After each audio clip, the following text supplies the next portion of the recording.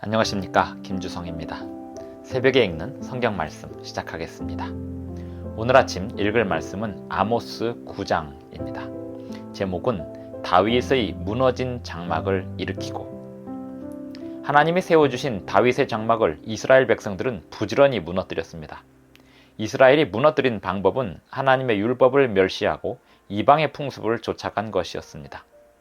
그들은 하나님을 믿기는 하였으나 주변 나라들의 행보를 따라가느라 하나님의 율법을 멸시하게 되었습니다. 하나님이 주신 율법을 멸시하는 것은 하나님을 믿지 않는 것이나 다름없습니다. 그렇게 무너진 장막을 다시 일으킴은 멸시받던 율법이 다시 서게 되는 것입니다. 새벽에 읽는 성경 말씀 제922화, 오늘은 2023년 7월 13일 목요일입니다. 아모스 9장 1절부터 15절까지 낭독합니다.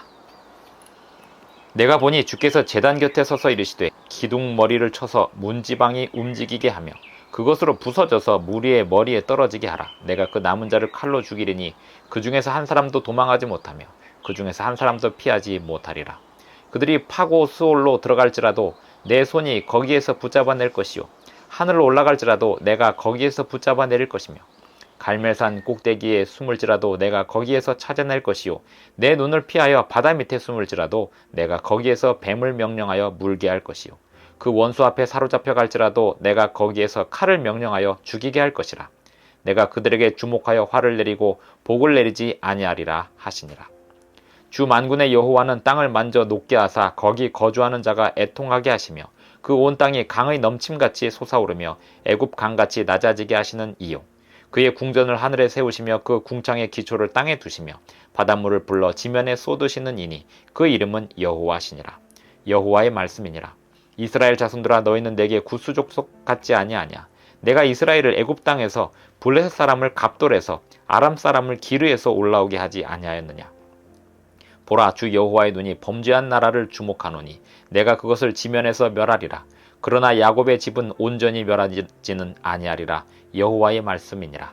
보라, 내가 명령하여 이스라엘 족속을 만국 중에서 체질하기를 채로 체질함같이 하려니와 그 한 알갱이도 땅에 떨어지지 아니하리라.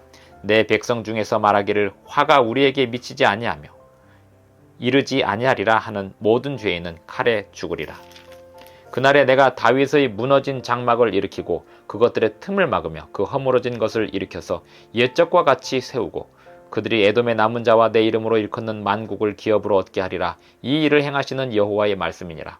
여호와의 말씀이니라. 보라, 날이 이를지라. 그때에 파종하는 자가 곡식 추수하는 자의 뒤를 이으며 포도를 밟는 자가 씨 뿌리는 자의 뒤를 이으며 산들은 단 포도주를 흘리며 작은 산들은 녹으리라. 내가 내 백성 이스라엘이 사로잡힌 것을 돌이키리니 그들이 황폐한 성읍을 건축하여 거주하며 포도원들을 가꾸고 그 포도주를 마시며 과원들을 만들고 그 열매를 먹으리라. 내가 그들을 그들의 땅에 심으리니 그들이 내가 준 땅에서 다시 뽑히지 아니하리라. 내 하나님 여호와의 말씀이니라. 아모스 9장 1절부터 15절까지 낭독하였습니다. 아모스의 마지막 장을 낭독하였습니다. 이스라엘 나라, 범죄한 이스라엘 나라를 멸하시고 다시 이스라엘을 세우시겠다고 하시는 아모스 9장의 마지막 부분의 약속은 영원한 나라에서 하늘 가나안 땅에서 성취될 약속으로 우리에게 남겨져 있습니다. 이스라엘이 멸망한 이유, 이스라엘이 무너진 이유는 하나님의 율법을 멸시함이었습니다. 마찬가지로 하나님의 백성들이 무너지고 멸망하는 것은 하나님의 율법을 올바로 세우지 않을 때 멸망하게 됩니다. 이 땅이 멸망하는 이유는 하나님이 주신 율법을 멸시하였기 때문입니다. 그러나 하나님께서 이 땅에 하나님의 나라를 다시 세울 때 하나님의 율법도 함께 서게 될 것입니다. 나라는 하나님의 율법으로 세워집니다. 나라가 유지되는 방법 또한 하나님의 율법입니다.